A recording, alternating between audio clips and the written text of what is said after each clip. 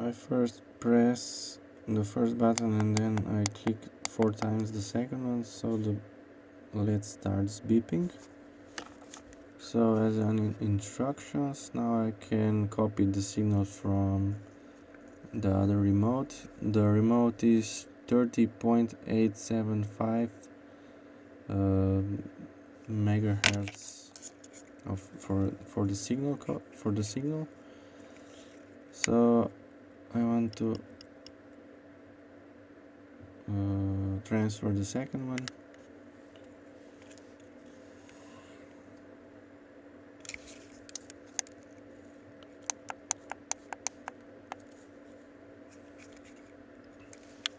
So when the transfer is complete, the light should start blinking faster.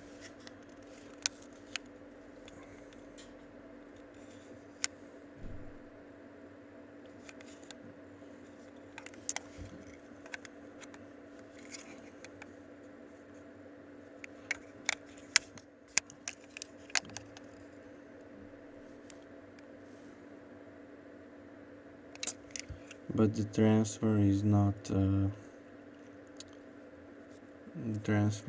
completed.